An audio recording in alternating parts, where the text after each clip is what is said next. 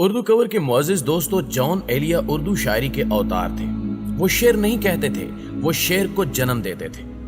آپ ان کا کوئی شعر پڑھ لیں، آپ کو یہ صرف 2 مصروں کا جوڑ محسوس نہیں ہوگا، آپ اسے حدیث دل اور آیت خیال پائیں گے۔ آپ اگر اردو سیکھنا اور اردو شاعری کو سمجھنا چاہتے ہیں تو آپ صرف جان ایلیا کو پڑھ لیں، آپ کو مزید کچھ پڑھنے کی ضرورت نہیں رہے گی۔ مجھے پچھلے دنوں جان ایلیا کا ایک فقرہ پڑھنے کا اتفاق ہوا۔ حضرت جان نے فرمایا کہ ہم 1000 برس سے تاریخ کے دسترخوان پر حرام خوری کے سوا کچھ نہیں کر رہے۔ میں نے جب سے یہ فقرہ پڑھا، میں اس وقت سے سرور میں ہوں، میں اس وقت سے جذب و مستی میں ہوں۔ کتنا بڑا سچ ہے، اور جان ایلیا نے اس سچ کو کس سادگی کے ساتھ صرف 18 لفظوں میں بیان کر دیا۔ استاد بہرحال استاد ہوتا ہے، اور لاکھوں شاگرد مل کر بھی ایک استاد کا مقابلہ نہیں کر سکتے، اور جان ایلیا نے یہ فقرہ لکھ کر خود کو استاد ثابت کر دیا۔ ناظرین گرامی، ہم نے واقعی 1000 سال میں جنگوں کے سوا کچھ نہیں کیا۔ آپ 2021 سے 1000 سال پیچھے چلے جائیے، آپ کو محمود غزنوی ہندوستان پر حملے کرتا ملے گا۔ آپ اسپین میں مسلمانوں کے ہاتھوں مسلمانوں کا گلا کٹتے دیکھیں گے۔ آپ کو ترکی میں سلجوق تلواریں اٹھا کر پھرتے نظر آئیں گے۔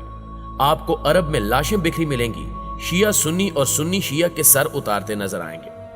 مسلمان کو فتح کر رہا ہوگا، مسلمانوں کی مسجدیں جلاتے دکھائی دیں گے، اور آپ مومن کے ہاتھوں مومنوں کے سروں کے مینار بنتے دیکھیں گے۔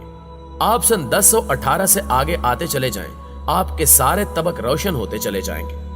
آپ کو مسلمان کو قتل کرتے اور قتال کے درمیانی وقفے میں حرام خوری کرتے نظر آئیں گے۔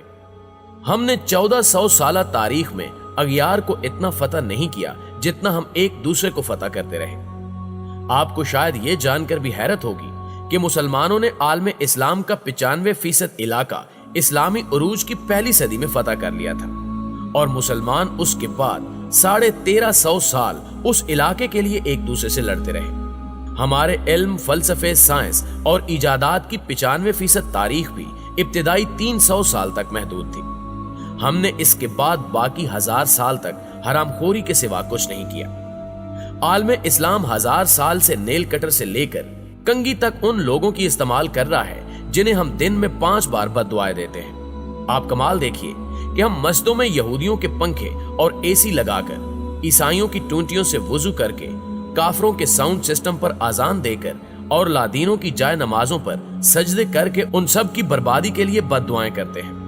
ہم ادویات بھی یہودیوں کی کھاتے ہیں، بارود بھی کافروں کا استعمال کرتے ہیں، اور پوری دنیا پر اسلام کے غلبے کے خواب بھی دیکھتے ہیں۔ آپ کو شاید یہ جان کر بھی حیرت ہوگی کہ ہم خود کو دنیا کی بہادر ترین قوم سمجھتے ہیں، لیکن ہم نے پچھلے 500 برسوں میں کافروں کے خلاف کوئی بڑی جنگ نہیں جیتی۔ ہم 5 صدیوں سے مار اور صرف مار کھا رہے ہیں۔ پہلی جنگ عظیم سے قبل پورا عرب ایک تھا، یہ خلافت عثمانیہ کا حصہ ہوتا تھا۔ یورپ نے 1918 میں عرب کو 12 ملکوں میں تقسیم کر دیا، اور دنیا کی بہادر ترین قوم دیکھتی کی دیکھتی رہ گئی۔ برطانیہ نے عربوں کی زمین چھین کر اسرائیل بنایا، اور ہم رونے دھونے اور یوم القدس منانے کے سوا کچھ نہیں کر رہے۔ ہم اگر جنگجو تھے، ہمارا اگر لڑنے کا 1400 سال کا تجربہ تھا، تو ہم کم از کم لڑائی میں ہی پرفیکٹ ہو جاتے، اور کم از کم دنیا کے ہر ہتھیار پر میڈ بائی مسلم کی مہر ہی لگ جاتی، اور ہم اگر دنیا کے بہادر ترین فوجی ہی تیار کر لیتے تو ہم آج مارنا کھا رہے ہوتے۔ آج کم از کم عراق، لیبیا، مصر اور شام انسانی المیہ نہ بن رہے ہوتے۔ آپ اسلامی دنیا کی بدقسمتی ملاحظہ کیجیے۔ ہم لوگ آج یورپی بندوقوں، ٹینکوں، توپوں، گولوں، گولیوں اور امریکی جنگی جہازوں کے بغیر خانہ کعبہ کی حفاظت بھی نہیں کر سکتے۔ ہماری تعلیم کا حال یہ ہے کہ دنیا کی 100 بڑی یونیورسٹیوں کی فہرست میں اسلامی دنیا کی ایک بھی یونیورسٹی نہیں آتی۔ ساری اسلامی دنیا مل کر جتنے ریسرچ پیپر تیار کرتی ہے، وہ امریکہ کے ایک شہر بوسٹن میں ہونے والی ریسرچ کا نصف بنتا ہے۔ پوری اسلامی دنیا کے حکمران علاج کے لیے یورپ اور امریکہ جاتے ہیں۔ یہ اپنی زندگی کا آخری حصہ یورپ، امریکہ، کینیڈا اور نیوزی لینڈ میں گزارنا چاہتے ہیں۔ دنیا کی 90% تاریخ اسلامی ملکوں میں ہے، لیکن اسلامی دنیا کے 90% خوشحال لوگ سیاحت کے لیے مغربی ملکوں کا رخ کرتے ہیں۔ ہم نے 500 سالوں سے دنیا کو کوئی دوا، کوئی ہتھیار، کوئی نیا فلسفہ، کوئی خوراک، کوئی اچھی کتاب، کوئی نیا کھیل اور کوئی اچھا قانون نہیں دیا۔ ہم نے اگر ان 500 برسوں میں کوئی اچھا جوتا ہی بنا لیا ہوتا تو ہمارا فرض کفایہ ادا ہو جاتا۔ ہم 1000 برسوں میں साफ सुथरा इस्तंजा खाना नहीं बना सके। हमने मोजे और स्लीपर और गर्मियों में ठंडा और सर्दियों में गर्म लिबास तक नहीं बनाया। हमने अगर कुरान मजीद की इशाअत के लिए कागज, प्रिंटिंग मशीन और स्याही बना ली होती तो हमारी इज्जत रह जाती। हम खाना काबा के गलाफ के लिए कपड़ा भी इटली से तैयार कराते हैं। हम तो हरमैन शरीफैन के लिए साउंड सिस्टम भी यहूदी कंपनियों से खरीदते हैं। हमारे लिए आबे जमजम भी काफिर कंपनियां निकालती हैं। हमारी तस्बीहात और जाय नमाजें भी चीन से आती हैं और हमारे एहराम और कफन भी जर्मन मशीनों पर तैयार होते हैं।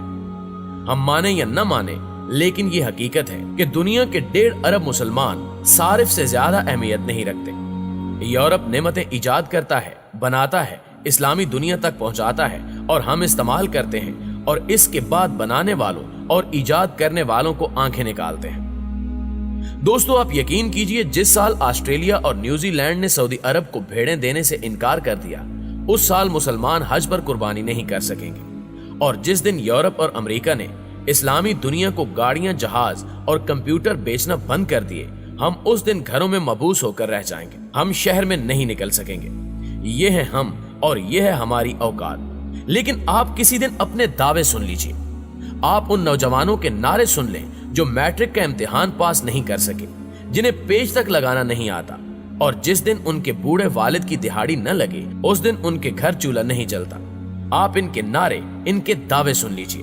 ये लोग पूरी दुनिया में इस्लाम का झंडा लहराना चाहते हैं। ये अग्यार को नेस्तो नाबूद करना चाहते हैं। आप अपने उलमा कराम की तकरीरें भी सुन लीजिए। ये अल्लाह और अल्लाह के रसूल का नाम भी अपने मुरीदों तक मार्क ज़ुकरबर्ग की फेसबुक के जरिए पहुंचाते हैं। ये लोगों को थूकने की तामीज तक नहीं सिखा सके। ये आज तक इब्ने तीमिया, इब्ने कसीर, इमाम गजाली और मौलाना रूम से आगे नहीं बढ़ सके। पूरे आलमे इस्लाम में एक भी शख्स ऐसा नहीं जो इब्ने अरबी को समझने का दावा कर सके। इब्ने हशाम और इब्ने इसाक भी हम तक ऑक्सफोर्ड प्रिंटिंग प्रेस के जरिए पहुंचे थे और इब्ने रुशद भी हमें यूरोप के स्कॉलर्स ने समझाया था। लेकिन आप उलमा कराम की तकरीरें सुन लें। हमने आखिर आज तक क्या किया है? हम किस बरते पर खुद को दुनिया की अजीम तरीन कौम समझते हैं? मुझे आज तक इस सवाल का जवाब नहीं मिल सका। नाज़रीन गिरामी, अगर हम दिल पर पत्थर रखकर ये हकीकत मान लें तो फिर हमें पता चलेगा कि हमारी हराम खोरी हमारे जीन्स का हिस्सा बन चुकी है। आप अपने इर्द गिर्द नजर डालिए। आपको पाकिस्तान के हर खानदान में कोई एक शख्स काम करता दिखाई देगा। वो पूरे खानदान की जरूरियात पूरी कर रहा होगा। बाकी लोग उसके बिछाए हुए दस्तरखान पर हरामखोरी भी कर रहे होंगे और उसे गालियां भी दे रहे होंगे। आप किसी दिन उस खानदान के हरामखोरों की गुफ्तगू सुन लें। आपको ये लोग ये कहते हुए मिलेंगे कि आखिर इसने हमारे लिए क्या किया है। आपको पूरे शहर में कोई एक शख्स तरक्की करता मिलेगा और पूरा शहर उसे गालियां दे रहा होगा। हमारे 1.5 लाख अफसरों में 10 साल में कोई एक काम का अफसर पैदा होता है और फिर पूरा मुल्क उसे पकड़कर फैंटी लगाता है। आप किसी दिन मुल्क के मौसमों की तारीख भी निकाल कर देख लीजिए।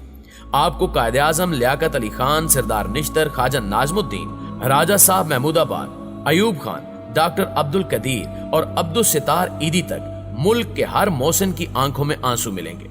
आपको मुल्क का हर वो शख्स दुखी मिलेगा जिसने तारीख के दस्तरखान पर हरामखोरी से इनकार कर दिया था, जिसने कौम को कौम बनाने की गलती कर दी थी। इस्लामी दुनिया 1000 साल से ये गलती दोहरा रही है और हम पाकिस्तानी मुसलमान 70 साल से ये खेल खेल रहे हैं। हम एक ऐसे मुल्क में रह रहे हैं जिसमें हमने आज तक मुल्क तोड़ने वालों का एहतिसाब नहीं किया। हमने कारगिल के जिम्मेदारों का तायुन नहीं किया। हमने आज तक शौकत अजीज जैसे उन लोगों को भी तलब नहीं किया जो बाहर से आए, वजीर आजम बने, शेरवानी उतारी और फिर वापस चले गए। हमने आज तक उन लोगों से भी हिसाब नहीं मांगा जिन्होंने पूरी जिंदगी तिनका दौरा नहीं किया। लेकिन हम हरामखोरी के इस दस्तरखान पर खाने की एक डिश रखने वालों को इबरत की निशानी बना रहे हैं। हम उनका एहतिसाब कर रहे हैं। हम वाकई सच्चे और खरे मुसलमान हैं। जी तो मुअज़्ज़िज़ दोस्तों, ये थी हमारी आज की वीडियो। आप दोस्तों की राय इस वीडियो के हवाले से क्या कहती है, कमेंट करके हमें भी जरूर बताइएगा। इंशाल्लाह आपसे मुलाकात होती है अगली वीडियो में। तब तक अपना और अपने प्यारों का ढेर सारा ख्याल रखिएगा। अल्लाह ने के बाद।